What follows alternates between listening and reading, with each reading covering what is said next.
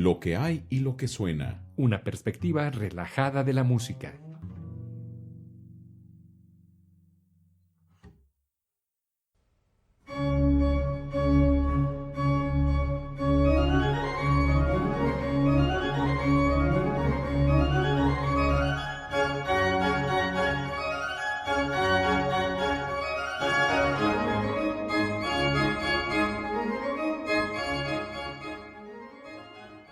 ¿Qué tal, amigos de Lo que hay y lo que suena? Los saluda con el gusto de siempre Cédric de León, y el día de hoy tenemos un programa muy especial. Seguimos platicando sobre el órgano. Y bueno, curiosamente, en este episodio, después de ya 5 programas dedicados al órgano, nos quedamos precisamente en la transición entre la historia del órgano del Renacimiento al periodo barroco.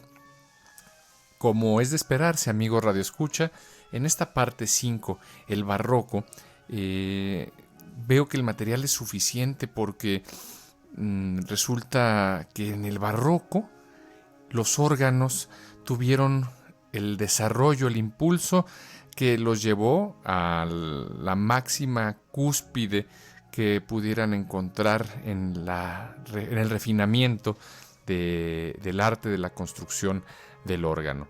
Es aquí donde veremos en el barroco a los grandes constructores de órgano, a los grandes organistas, a los grandes compositores de órgano. Por supuesto, no demeritaremos pues el desarrollo del órgano en el clasicismo, en el romanticismo o en las épocas modernas. Sin embargo, esta parte, el barroco, resulta ser de vital importancia para el mundo de la música, para el mundo del órgano. Y bueno, sin más preámbulo, comencemos. Estoy comentando sobre el órgano, y si usted se ha perdido alguno de los episodios relacionados con el órgano, bueno, pues visite nuestras redes sociales, en Facebook, Lo que hay y lo que suena. Podrá encontrarnos en Anchor FM, ahí están todos los episodios, o puede suscribirse a Spotify y nos encontrará como Lo que hay y lo que suena. Prácticamente en cualquier plataforma de podcast usted podrá encontrar los episodios anteriores, y por supuesto un episodio nuevo cada lunes. Los puede encontrar en Lo que hay y lo que suena, una perspectiva relajada de la música, como episodios bonus o adicionales de Lo que hay y lo que suena.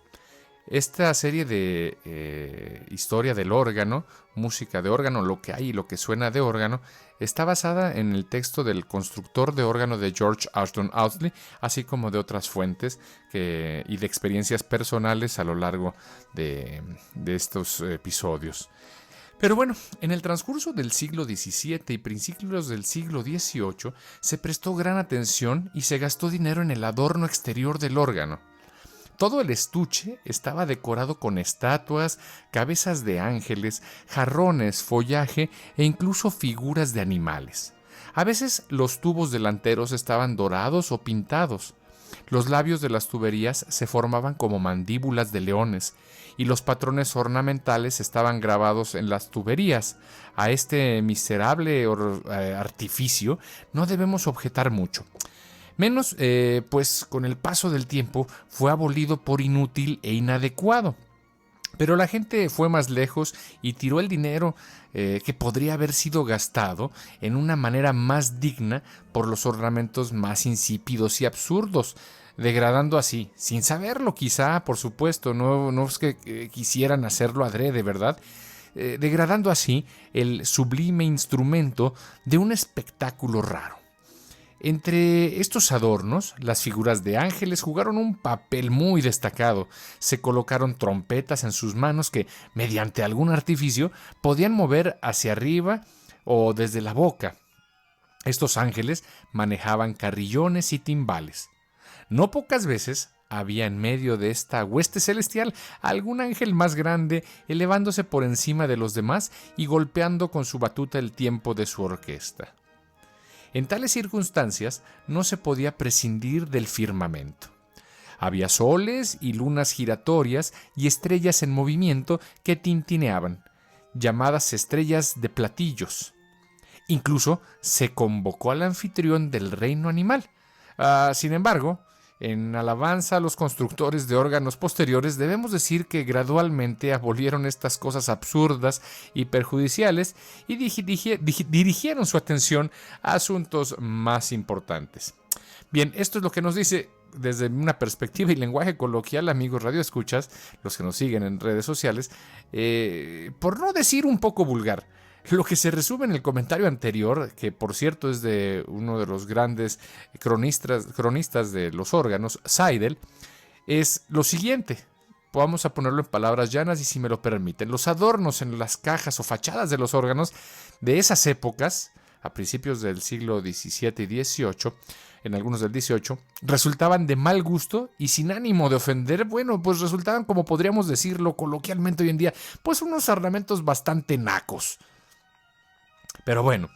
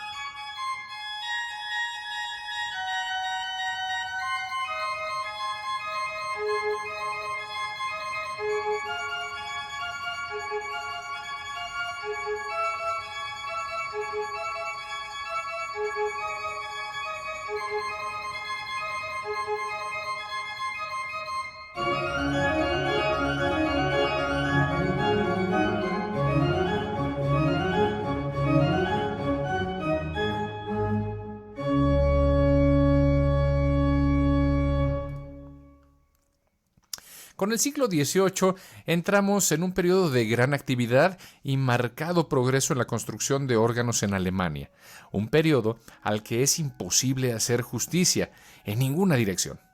En este siglo vivieron y trabajaron varios constructores de órganos, los más eminentes en su arte, cuyos nombres siempre estarán ligados a la historia de la construcción de órganos, y sus obras, en muchos casos, permanecen hasta el día de hoy como monumentos a su habilidad y altos logros. Entre todos los nombres más distinguidos está el de Gottfried Silbermann. Se destaca en merecida prominencia como el más grande constructor alemán del siglo XVIII. Una lista representativa de algunos órganos notables y sus distinguidos constructores será suficiente para mostrar la habilidad y la empresa que marcaron este siglo de construcción de órganos. Hablando de los instrumentos construidos en Dresde por el gran constructor antes mencionado, Edward Holmes, en su Rumble Among the Musicians of Germany, publicado en el año de 1828, dice: al echar un vistazo a la lista de contenidos, el lector musical puede complacer su imaginación imaginando con qué efecto sale una pieza de contrapunto florido y artístico de un órgano alemán, donde el intérprete se sienta con un torrente de sonido listo para el toque de sus dedos y una reserva inofensiva de truenos a sus pies. El grosor, la profundidad y la independencia de los pedales reivindican aquí supremamente el predominio poético de la fuga sobre cualquier otra clase de composición musical. Y en sujetos lentos como el bajo, rueda en su peso, no hay duda. Es como el fiat del omnipotente.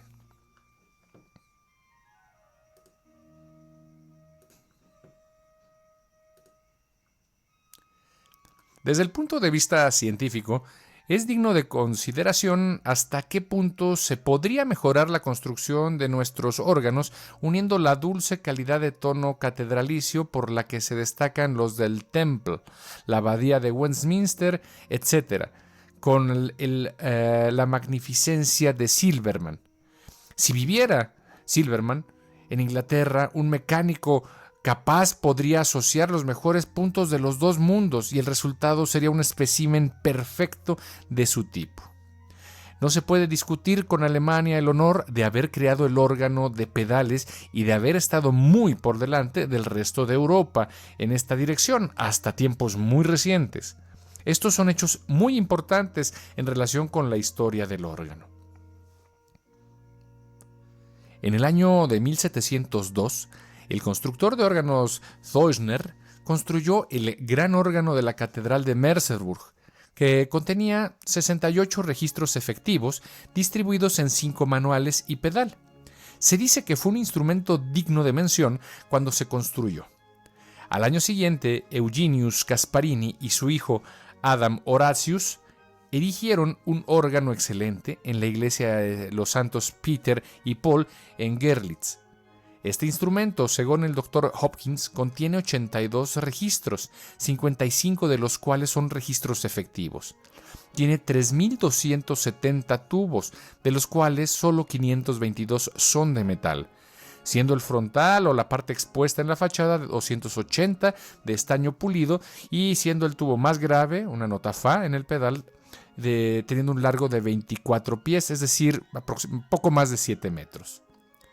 Tiene 3 manuales y pedal y está impulsado por 12 pares de fuelles diagonales. Se dice que ha tardado 6 años en su construcción. El mismo constructor erigió en 1705 un órgano de 34 registros efectivos en la iglesia de San Bernhardín, en Breslau. En el esquema de este instrumento comparativamente pequeño encontramos un notable departamento de pedales con 12 registros. Hasta el momento hemos mencionado una palabra que es la de registros efectivos, donde entendemos por registro un conjunto de tubos que representa un timbre o una representación sonora. Un registro, por ejemplo, puede ser el de flauta, un registro de oboe, un registro de trompeta. Para cada registro es un conjunto de tubos y cada uno de los tubos está asociado a cada una de las teclas de los manuales o de los pedales. Y decimos que es efectivo porque están relacionados con tubos directamente que existen dentro del instrumento.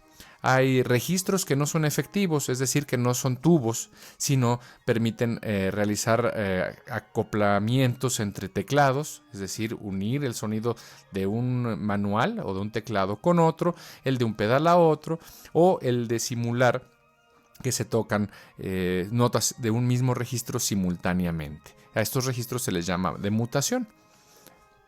Bien. En el año de 1740, el notable constructor de órganos Gottfried Silbermann construyó 2 excelentes órganos para Estrasburgo. Uno en la iglesia de Santo Tomás con 36 registros efectivos distribuidos en 3 manuales y pedal, y el otro en la iglesia protestante con 46 registros efectivos distribuidos en 3 manuales y pedal. Ambos instrumentos son famosos por lo hermoso de sus tonos, de su principal o montre de 8 pies, que le llaman en inglés el registro de diapasón o el registro de principal, y sus registros aflautados, registros por los que siempre se ha celebrado a los entonadores alemanes y que en gran medida pueden reclamar el mérito de inventar y perfeccionar este hermoso arte de la entonación de tubos. La entonación de tubos precisamente se encarga de hacer que el tubo tenga un timbre específico, una respuesta, un sonido dependiendo de cada uno de los registros, y el logro de hacer sonar de cierta manera uno de los tubos o entonar cada uno de los tubos es verdaderamente un arte. A esto se le llama entonadores. A mediados del siglo, estamos hablando del siglo XVIII, Gottfried Silbermann había alcanzado el cenit de su fama. Y en esta época erigió en la catedral de Freiberg, en Sajonia, uno de sus mayores y mejores instrumentos. Contiene 45 registros efectivos distribuidos en 3 manuales y pedal. El pedal del órgano es, por motivos históricos, digno de ser registrado. A lo largo de este excelente instrumento se utilizaron exclusivamente para el trabajo de la tubería estaño y madera ingleses, proporcionando una lección práctica para todos los constructores de órganos posteriores y aquellos interesados en la construcción de órganos. Tanto en la elección de los materiales como en la belleza y el brillo de sus tonos de órgano, este renombrado constructor apoyó su nombre, Silbermann, como sinónimo de perfección. Llegamos ahora, en el orden del tiempo, a uno de los mayores logros en el mundo de la construcción de órganos en el siglo XVIII.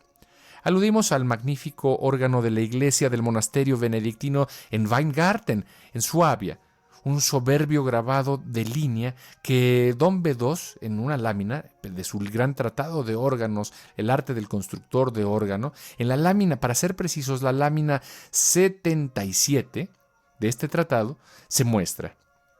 Este hito en la historia del arte fue construido por Josephus Gabler en Ravensburg y completado el 24 de junio de 1750, curiosamente el año en el que muere el gran compositor Juan Sebastián Bach. En 1750, entonces el 24 de junio, después de ocupar varios años en la construcción, este órgano en la abadía benedictina de Weingarten, construido por Josephus Gabler, según la especificación que nos da Don Bedós en su tratado El arte del constructor de órganos, y que sin duda es la del instrumento en su construcción original más bella, contenía 66 registros y 6.666 tubos. ¡Ay, mamá! Parece como que el número mágico, el número de la bestia. Pero bueno, ¿coincidencias? ¿Quién sabe, verdad? Solo 10 registros de todo el órgano son de madera. El resto son de estaño. Los tubos más grandes de este instrumento tiene como nombre o base sonora contrabass de 32 pies, aproximadamente tubos de una altura de 10 metros. Son de estaño pulido y ocupan la posición más prominente en la parte frontal del instrumento. Se dice que la tubería más grande mide alrededor de 16 pulgadas de diámetro, casi medio metro. Tengo la fortuna, amigo Radio Escucha, de conocer en persona el instrumento. En el año 2000 hicimos una gira con mi maestro Lucho González, que falleció recientemente, este año 2020, en febrero. En 2000 hicimos un recorrido por los órganos del sur de Alemania, norte de Suiza y otras regiones. Y afortunadamente Lucho González en aquel momento tenía la posición suficiente como para que nos permitieran estar en este órgano, el órgano de la abadía benedictina de Weingarten, un órgano increíble, un órgano hermoso y una sonoridad pero preciosa. Podríamos hablar sobre este instrumento durante todo un programa completo. Mencionar que Josephus Gabler, fue quien ganó un concurso para poder erigir este instrumento, y la única condición era que no alterara la arquitectura de la iglesia, de tal manera que el órgano está mimetizado con la misma y la propia arquitectura de la iglesia de la abadía benedictina de Weingarten. Si usted tiene la oportunidad en algún momento de visitar, ya sea virtual o físicamente, por supuesto, es una experiencia increíble. Yo estuve en el invierno entre 99 y 2000 en la abadía benedictina. Hace un frío increíble, pero bueno, si usted ha visto de estos paisajes que parecen de calendario que reparten cada año, con casitas de cuento, bueno, pues nada más cercano a la realidad. Es un lugar hermoso y por supuesto este órgano es una de las cosas más impresionantes y que he tenido la fortuna de visitar y por supuesto tocar. También podemos mencionar el gran órgano construido por Hildebrandt para la iglesia de San Miguel en Hamburgo. Esto se completó poco después de 1762, cuando la iglesia actual se abrió al servicio. El órgano contiene 70 registros efectivos. Es un número brutal de registros. Hoy en día esto, aunque sigue siendo una cantidad increíble de registros, es monumental, monstruoso, y más para aquella época. Distribuidos en las 4 divisiones de los 3 manuales y en la sección de pedales.